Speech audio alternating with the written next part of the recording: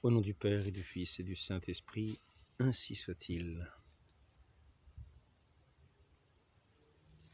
N'est pas femme, on le devient. Être femme, ce n'est pas une donnée naturelle. C'est le résultat d'une histoire.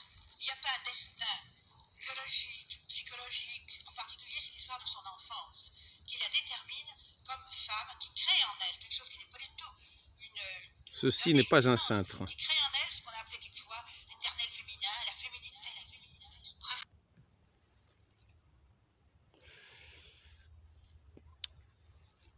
Je voudrais aujourd'hui vous parler d'un sujet grave, comme nous le voyons, par d'une origine, d'une perte totale du sens des choses réelles. Nous avons vu dans cette vidéo, dans cet extrait, une pancarte où nous voyons un cintre, quelque chose qui a la forme d'un cintre. Vous pourriez prendre le même objet dans une penderie et dire ceci n'est pas un cintre. Ça a la forme d'un cintre. C'est apparemment, on pourrait dire que c'est un cintre, mais est-il dit sur cette pancarte, ce n'est pas un cintre.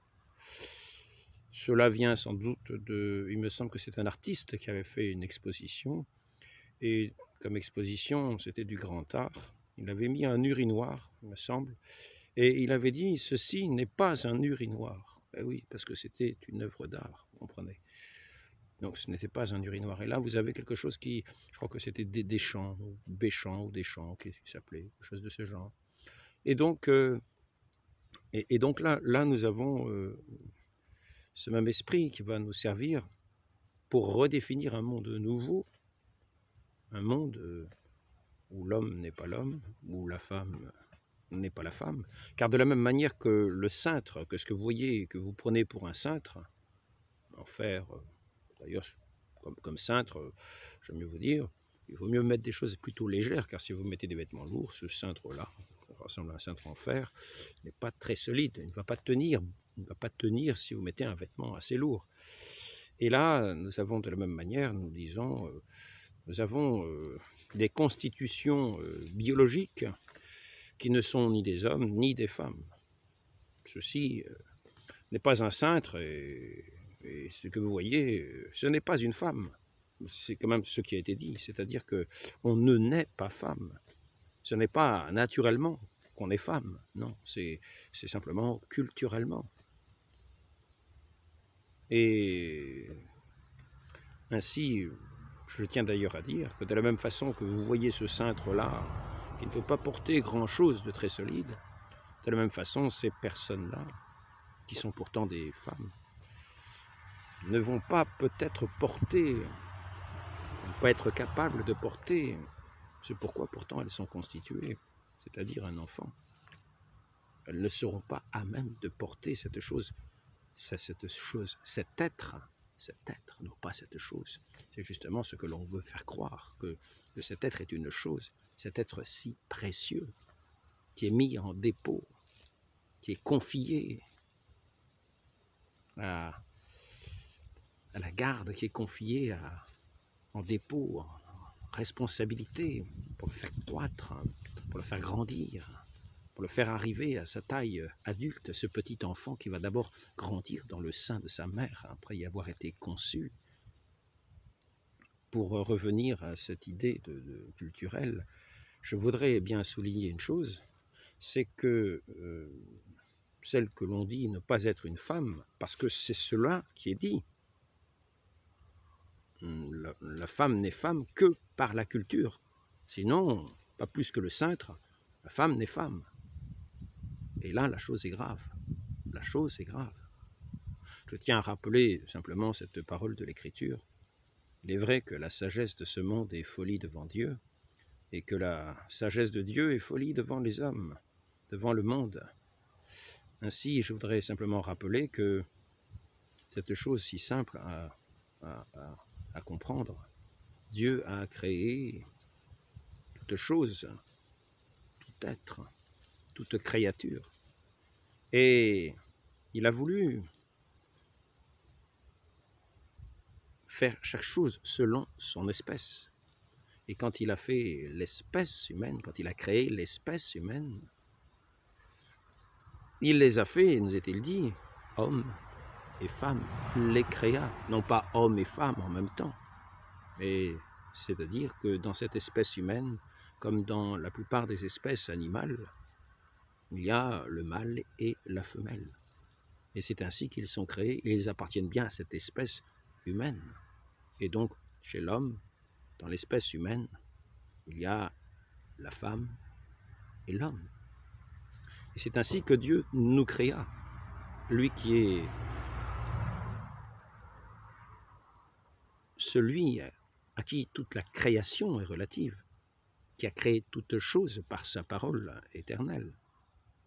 Et c'est ainsi qu'il nous a créés en tant qu'hommes et femmes.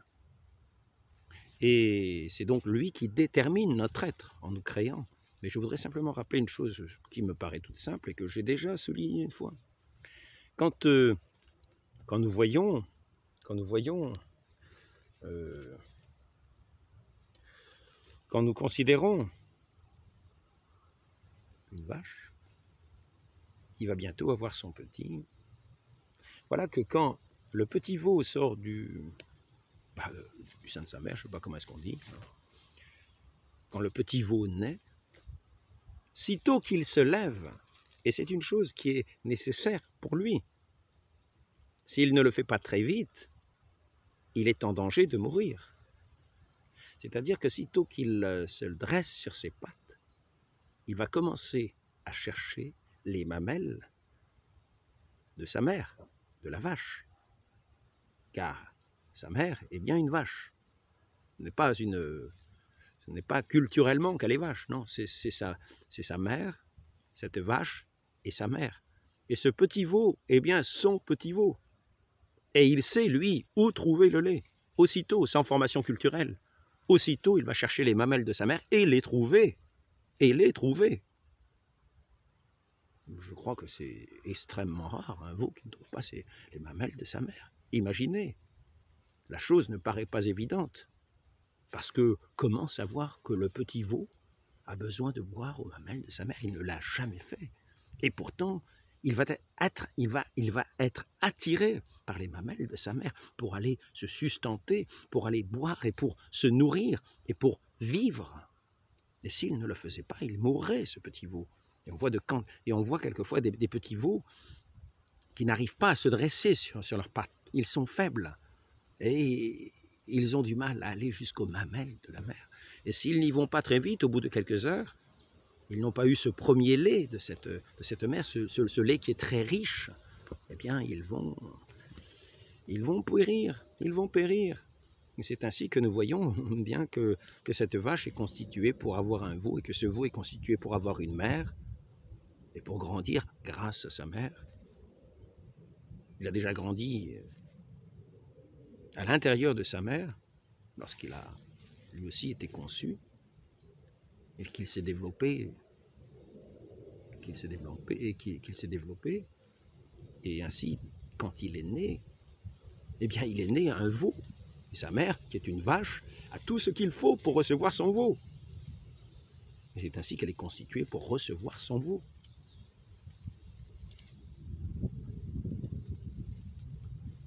Il n'y a pas là d'aspect culturel extraordinaire. Et lorsque nous disons que cette personne, pourquoi l'appeler une personne? C'est aussi un phénomène culturel de dire une personne, mais un nom, on n'a qu'à dire une bête.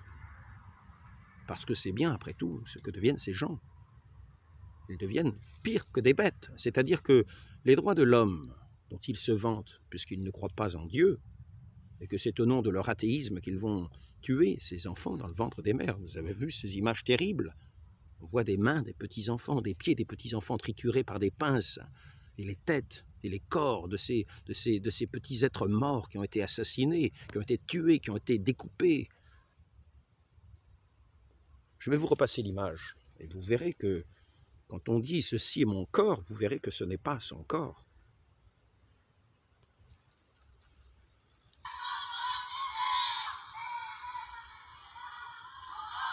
Voici les revendications. Bonne raison pour avorter. Tu as envie d'avorter,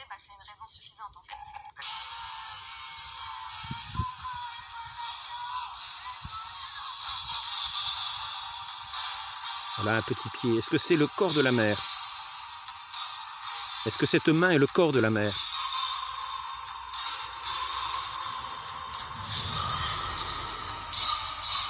On y voit très mal, excusez-moi. Le droit à l'avortement, faut le rappeler, c'est pas un acquis. Il est remis en question par le côté réactionnaire. C'est vrai que c'est important de se mobiliser aussi en France pour rappeler que c'est un droit et que c'est un droit fondamental. Donc je pose simplement cette question à ceux qui ont pu considérer. Est-ce que nous pouvons dire que ce petit enfant qui a grandi dans le sein de sa mère est le corps de sa mère?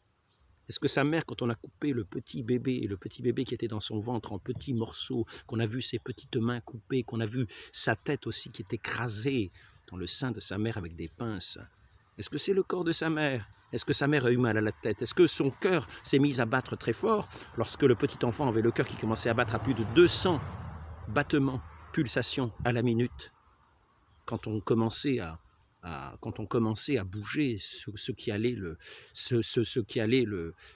hacher menu, là où normalement il aurait été au contraire en sécurité dans ce sanctuaire de sa mère, où tout était fait pour le recevoir, où il était tout à fait tranquille avant que celui qui pratique l'avortement, avant que l'avorteur vienne avec son aspirateur ou son broyeur et commence à percer le liquide amniotique, percer cet utérus, et pour enfin pouvoir attraper cet enfant et le mettre en petits bouts. Est-ce que c'est le corps de sa mère? Non, ce n'est pas le corps de sa mère, c'est le corps d'un petit être qui se débat dans le ventre de sa mère, que l'on voit se débattre sur des radios quand il y a des avortements, dans le ventre de sa mère. Il se débat pour essayer d'échapper à cette mort, alors qu'il était en train de sucer tranquillement son pouce. Et après ça, vous avez vu ce découpage. Alors je tiendrai à dire, il est vrai, on parle souvent des nazis. On parle souvent de nazis. On dit les nazis faisaient des abat-jours en peau humaine. On oublie de dire qu'avec la Révolution française, Saint-Just, et certains députés se faisaient des pantalons, des culottes en peau humaine. Mais est-ce vraiment si, et puis même aussi des révolutionnaires, des soldats, des bons soldats de la République, des valeurs de la République, qui jetaient ces vilaines femmes royalistes, ces vilaines femmes patriotes ou royalistes en Vendée, dans des fours, et les petits-enfants avec, dans des fours à pain. Ces bons républicains, et ces vilaines royalistes qui n'étaient pas dignes de vivre, qui n'avaient pas les valeurs de la République et qui étaient censurés, qui étaient éliminés tout simplement, dans des cris abominables, dans des douleurs, dans des souffrances abominables, dans un désespoir qu'on ne peut considérer. Imaginez, vous êtes empoigné par deux hommes solides et qui vous mettent dans un four. Eh bien là, vous avez ce petit enfant qui est dans le ventre de sa mère, dans l'utérus, normalement ce lieu qui est comme un sanctuaire, où il est dans tout ce qu'il faut pour être en sécurité dans ce ventre de sa mère, où tout est fait pour qu'il soit bien en sécurité, tranquille. Et on le voit qui bouge et qui est tranquille, et tout d'un coup, voici qu'il ne peut échapper à ce sanctuaire qui devient comme une nasse mortelle, d'où il peut se débattre, mais où il ne peut échapper. Devant ce manque total de pitié pour ce petit être qui se débat dans le ventre de sa mère, pour échapper, que l'on va couper en morceaux ensuite, on va pouvoir exposer les mains, et ensuite vendre, car il est question de cela aussi. Il est question de cela aussi, vous voyez, de ces personnes, de ces femmes. Mais elles disent qu'elles ne sont pas des femmes, que ce n'est que culturel. Donc elles avouent qu'elles ne sont pas des femmes. Et c'est vrai qu'à entendre ces discussions, elles sont peut-être devenues des monstres. Car quand on commence à parler de vendre des organes de ces petits-enfants qu'on a tués dans le ventre des mères, c'est vrai que nous ne sommes plus des humains, nous ne sommes plus dans le domaine de l'humanité, nous sommes dans le domaine de ce qui n'a plus de nom, de ce qui est innommable, de la bête et moins que la bête, car la bête ne fait pas cela. Donc on tue les enfants dans le ventre des mères, et ces mères se laissent déchiqueter ce petit être qu'elles ont en elles. Et après ça, nous allons parler nous allons parler du respect de l'environnement. Oui, il faut se battre pour que ce champ reste bien vert. Oui, il faut se battre. Oui, parce qu'il y a le réchauffement climatique, vous comprenez. Et quand vous voyez cela, quand vous voyez ce que vous avez vu, Une bonne raison pour avorter. Tu as envie d'avorter, bah c'est une raison suffisante en fait. Est-ce que vous auriez quelque chose? je voudrais vous passer un autre extrait, puisque j'en suis à passer des éléments de documents. Là, nous allons voir l'opération sur la tête du bébé. Nous allons entendre. Je vais essayer de mettre le son plus fort. L'avorteur va maintenant devoir se servir de cet instrument, le forceps apoli, pour essayer de saisir la tête. C'est une pince. L'avorteur va tenter d'écraser la tête avec cet instrument, de cette façon, et de la retirer de l'utérus, morceau par morceau. D'autre part, l'avorteur et l'anesthésiste. Je pose la question. Sommes-nous devenus pires que les nazis, à qui nous avons reproché de faire des expérimentations sur les corps humains? Sommes-nous pires que ces révolutionnaires qui dépeçaient les gens qui se faisaient des peaux culottes humaines? Sommes-nous pires que ces gens qui ont pratiqué l'esclavage, ces marchands qui, pour gagner de l'argent, pratiquaient de l'esclavage? Là, nous avons là des marchands, des gens qui font leur profit avec des petits-enfants qui sont dans le ventre des mères, et des États qui promeuvent de tuer ces petits êtres vivants, ces petits-enfants, ces petits bébés dans le ventre des mères, qui se débattent comme ils peuvent pour rester vivants, pour vivre. Eux qui sont confiés à leur mère, mais ces mères qui disent « Non, nous ne sommes pas des mères, nous ne sommes pas des femmes. » Ah non, nous ne sommes pas des femmes, la femme c'est quelque chose de culturel. L'homme c'est quelque chose de culturel. C'est l'emprise de la femme sur l'homme, de l'homme sur la femme, excusez-moi, mais c'est les deux. C'est culturel. Nous sommes devenus des bêtes. Nous sommes devenus des bêtes et des monstres. Et nous n'avons aucun cœur si nous ne nous rendons pas compte de la monstruosité de ce qui s'opère avec la complicité des États, qui, loin de punir ces crimes abominables, ces abominations, les payent pour cela, soutiennent tous ceux qui promeuvent ce commerce qui est d'ailleurs, ce commerce est inavoué. Ce commerce est inavoué, mais il y a d'autres commerces qui sont tout aussi lamentables, tout aussi horribles. Mais je tiens à dire à ceux qui disent qu'ils ne sont pas des femmes, ils ne sont pas des femmes par nature, ils ne sont pas des hommes par nature, je tiens à leur dire, eux qui ne croient pas en Dieu non plus, qui nous a créés hommes et femmes, je tiens à leur dire que les droits de l'homme ne sont pas pour eux. Car même les droits de l'homme disent que les hommes et les femmes naissent égaux et libres en droit. Mais ça s'adresse aux hommes et aux femmes. Ce sont bien les droits des hommes. Ce ne sont pas les droits des monstres. Ce ne sont pas les droits des bêtes. Ainsi, si nous ne sommes pas hommes ni femmes par nature, ces droits-là ne s'adressent pas à nous. Nous n'avons aucun droit. Et d'ailleurs, je remarque que ceux qui pensent ainsi sont bien au-delà des droits, bien au-delà des lois. Et quand des traités sont signés, la chose n'a aucune importance. Les traités signés, les droits réclamés sont des acquis, dit-on, comme un trésor que l'on veut voler et garder. Mais ce n'est là que la recherche d'un profit qui n'a rien à voir avec un droit véritable que nous avons déjà de connaître les choses dans la vérité. C'est-à-dire, lorsque ces sociétés promeuvent ces crimes de ces petits-enfants dans le ventre, dans ces sanctuaires maternels, où ils sont assassinés, où on vient les chercher dans leur refuge.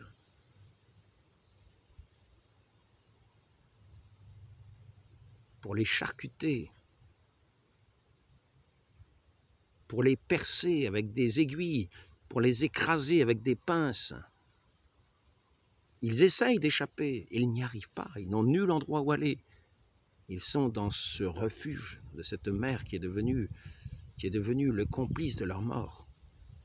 Est-ce qu'on va montrer à ces mères ce qu'il se passe véritablement? Est-ce qu'on va montrer à ces mères ce petit enfant qui est mort, qui est sorti de leur corps? Est-ce qu'on va montrer à ces mères, avant, pour les avertir, ce que c'est qu'un avortement véritablement, ce que c'est que tuer un petit enfant, ce que c'est qu'ensuite éventuellement le découper, le vendre? Se rend-on bien compte de l'horreur de telles pratiques? Sommes-nous arrivés dans des sociétés bestiales à ce point, inhumaines, qui, il est vrai, ne se reconnaissent plus ni hommes ni femmes, qui ont perdu toute lumière, toute sagesse, et qui, quand ils manifestent, ressemblent à des hordes de démons, des harpies, et non pas des femmes. Il est vrai que l'éducation a son importance. Dans toutes les civilisations, toutes les femmes ont des éducations différentes, mais elles restent des femmes. C'est-à-dire, elles restent des femmes, celles qui doivent accueillir la vie, celles qui doivent respecter la vie, celles qui doivent faire respecter la vie, en même temps qu'elles se respectent elles-mêmes, celles qui ont l'amour de leurs enfants, l'amour de ce qui est aimable, le sens de ce qui choque, et la raison, et le cœur, et développer la sensibilité fait partie de l'éducation.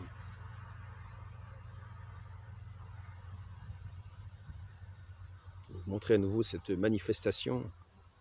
Il est vrai qu'on ne dirait pas des femmes.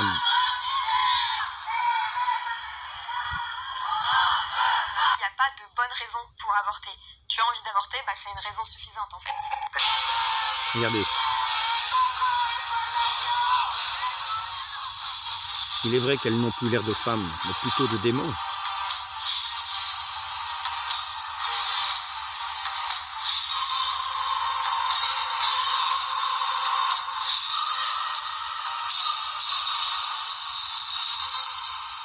droit à l'avortement, faut le rappeler, c'est pas un acquis. Il est remis en question par le camp des réactionnaires. C'est vrai que c'est important de se mobiliser aussi en France pour rappeler que c'est un droit et que c'est un droit fondamental et que il faut continuer à se mobiliser pour le droit à l'avortement partout dans le monde. Je pense qu'il est temps de prendre conscience. Je pense qu'il est temps de prendre conscience, de réagir de ces crimes abominables qui sont commis.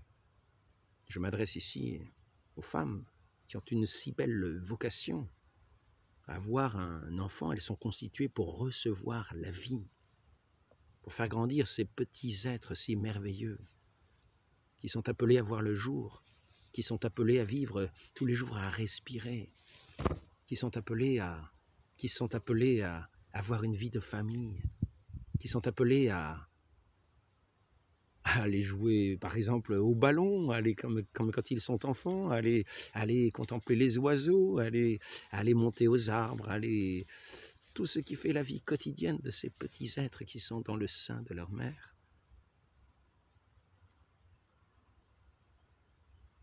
Manger un repas, tout simplement, ensemble, en famille. Et tout cela,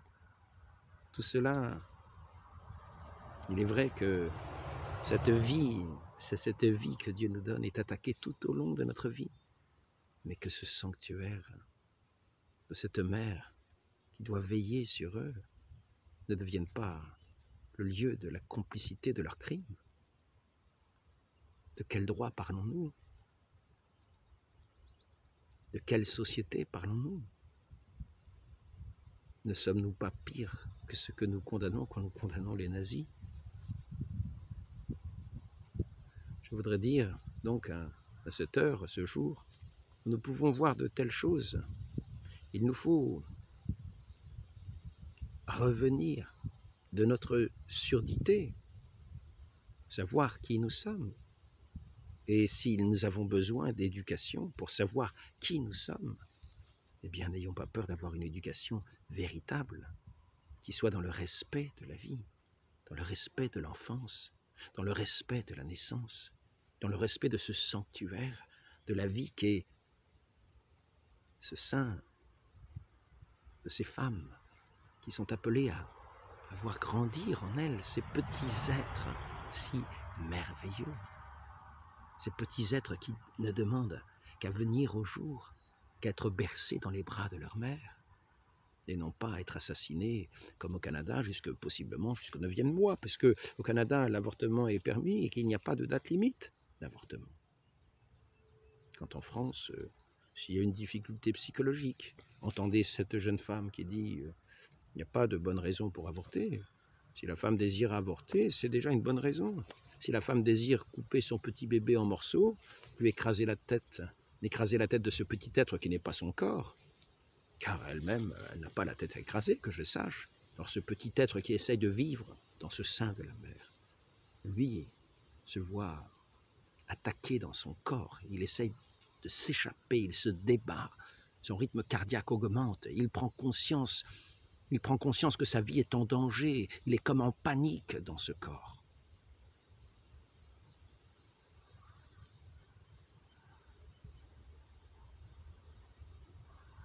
Et la mère est la complice de son crime. Et celle qui ne veut pas être une femme reste une femme. Elle est une femme, et c'est pour cela qu'elle porte ce petit être en elle. Un homme ne pourrait pas porter ce petit être en elle. C'est une loi naturelle. Nous sommes constitués ainsi naturellement. Notre Dieu nous a créés et nous a fait chacun selon son espèce, dans l'espèce humaine, hommes et femmes. Il nous créa. Ainsi, il y a des femmes à travers la terre, à travers toute la terre, suivant les cultures différentes, qui vivent de manière culturellement différente, mais elles restent des femmes. Et cette culture consiste à recevoir la vie de ces façons différentes, à cultiver cette vie, à la faire grandir, à mener ce petit enfant au jour et à lui donner la possibilité de vivre au grand jour que Dieu donne à chacun, sous ce soleil que Dieu, dans sa bonté, donne à toute créature pour le faire parvenir quand ce sont des hommes, par la grâce du baptême, où notre Seigneur a donné sa vie pour chacune de ces petites créatures que sont les hommes et les femmes qui viennent au monde et qui, dans ce bain du baptême, sont régénérés par le sang précieux de ce Dieu qui a donné sa vie pour chacun d'eux, afin qu'il entre dans cette vie éternelle par l'âme qu'il a créée, cette âme morte par ce péché originel qui fait que nous ne savons même plus qui nous sommes et que nous refusons même notre nature d'homme et de femme, et qui nous transforme à l'image de Satan en monstre, capable de découper ses propres enfants, capable d'assassiner ses propres enfants dans le sein des mères et d'en faire des sociétés qui se vantent de cela. Il est vrai que ces derniers temps, j'ai pu entendre, et je voulais le mettre en document, quelqu'un qui se prévalait de vouloir poursuivre tous les complotistes, tous ceux qui remettent en cause les manipulations vaccinales, tous ceux qui sont contre la République, tous ceux qui montrent leur amitié pour ces Russes qui sont persécutés depuis 8 ans, pour lesquels le président de Russie est intervenu pour les tirer des bombardements qu'ils subissaient, pour les tirer des tortures horribles qu'ils subissaient, qui étaient tenus, ces tortures et ces bombardements, dans un mensonge universel, comme ces petits-enfants qui sont avortés sont tenus dans un silence, paraît-il. D'ailleurs, ce n'est pas il paraît, on voit sur ces images, ces bouches, quand le petit enfant met son pouce dans sa bouche, on voit le pouce et on voit qu'il met son pouce dans sa bouche, et on voit sa bouche qui bouge. Et au moment où il est attaqué, on voit cette bouche qui s'ouvre, béante, comme pour crier dans un cri muet. De la même manière, ces gens qui sont torturés en Ukraine, qui étaient bombardés depuis 8 ans en Ukraine, étaient dans un cri muet, parce que tout l'Occident ne voulait pas les entendre. Et on continuait, fournissait les armes pour tuer ces gens-là, pour faire le programme de cette nouvelle Ukraine qui serait l'arme dirigée contre la Russie, contre ce pays plein de richesses et convoité par cette franc-maçonnerie internationale et surtout occidentale, qui s'est emparée de tout l'Occident, après avoir balayé tout obstacle moral, balayé toute identité gênante, identité nationale, mais aussi identité homme-femme, balayer tout ce qui gêne, balayer toutes les lois divines, afin de courir au profit, et de courir au profit au mépris de toutes les vies, quels que soient les stades de ces vies. Je voudrais dire, il nous est bon de revenir. J'aurais aimé montrer des images plus nettes, mais malheureusement, avec les reflets, on les voit très mal. Mais vous avez ces images-là sur la suite des annexes. Et là, vous les verrez plus clairement. Je vais arrêter cet entretien ici. Je tenais juste à faire ce rappel et à dire que si vraiment nous reconnaissons que nous ne sommes pas ni hommes ni femmes, et que hommes et femmes sont des inventions culturelles, à ce moment-là, je tiens aussi à dire que ces droits de l'homme, auxquels je n'adhère pas, puisqu'ils attaquent les droits de Dieu à être adoré, du Dieu véritable, de celui qui est la vérité même, qui donne l'être à tout être créé. Ainsi, ceux qui se réclament des droits de l'homme, qu'ils sachent, quand ils pensent qu'ils ne sont pas hommes ou femmes de par la nature, que c'est une invention culturelle, que ces droits de l'homme ne sont pas pour eux, qu'ils n'ont pas à les réclamer. Mais si ce sont des bêtes, si ce sont moins que des bêtes, qu'ils ne craignent pas, qu'ils ne se plaignent pas d'être traités moins bien que des bêtes dans leur vie, comme du bétail, et d'être aussi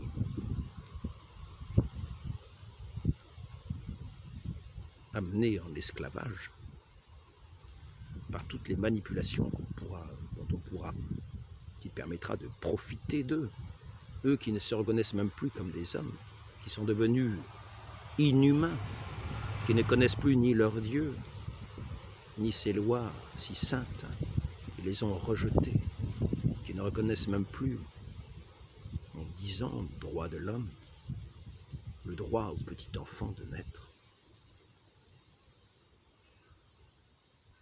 Je suis un bien mauvais avocat. Néanmoins, ce que j'ai dit, je l'ai dit. Et ce que j'ai montré, j'espère qu'il y aura des yeux pour le voir,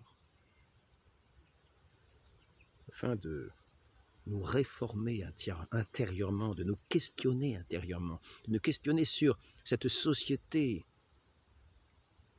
si monstrueuse, qui est une fabrique à monstres, une fabrique à tuer les petits enfants, ces êtres les plus innocents, car ils ne sont pas innocents, car eux aussi sont empreints de ce péché originel, jusqu'à ce que le baptême les ait lavés par la grâce de Dieu, de ce péché originel qui nous a tous entachés, et qui nous amène dans les déviations les plus horribles, qui nous met sous l'emprise de Satan, pour nous faire perpétrer les actions les plus abominables, les crimes contre Dieu les plus abominables, les injures contre Dieu les plus abominables, car ces crimes contre ces enfants sont des injures qui crient vers Dieu, qui crient injure à Dieu, qui crient injure aux hommes, qui crient injure à la dignité humaine, qui crient injure à la création tout entière. Demandons à la très sainte Vierge Marie, elle qui a su recevoir ce Verbe éternel, qui a été conçu du Saint-Esprit en son sein, le garder pendant 9 mois comme dans un sanctuaire, et le faire venir au jour, lui qui est la lumière du monde, que son enfance, que l'enfance de ce Dieu fait homme vienne nous éclairer, nous donner des leçons d'humanité et nous apprendre ce que nous sommes, nous réapprendre que nous sommes des hommes et des femmes et non pas des monstres sanguinaires. Et que, à l'écoute de cette leçon de notre Dieu, nous sachions réformer nos cœurs, réformer nos sociétés et rejeter toute cette ombre du péché qui a envahi la terre au point que nous marchions comme dans la nuit sans savoir ce que nous faisons. Demandons cette grâce à la très sainte Vierge Marie, et en particulier pour les jeunes femmes, de la prendre elle pour modèle, elle qui a su veiller sur son enfant unique, qui est aussi le Fils unique de Dieu, ce Verbe éternel, en qui rayonnait toute la lumière de la beauté divine, que cette mère, que cette si sainte mère, la très sainte Vierge Marie, a su veiller, a su admirer, a su contempler, pour lesquels elle a pris tant de peine et tant de joie elle a reçu. Demandons cette grâce de ce surcroît d'humanité qui nous rende sensibles à ce qui est beau et qui nous fasse rejeter toutes les horreurs et les abominations de Satan. Demandons cette grâce à notre très sainte Mère. Demandons aussi cette grâce de nous ouvrir à cette vie divine de son Fils, qui nous communiquera son amour et sa lumière. Ainsi soit-il, au nom du Père et du Fils et du Saint-Esprit, ainsi soit-il.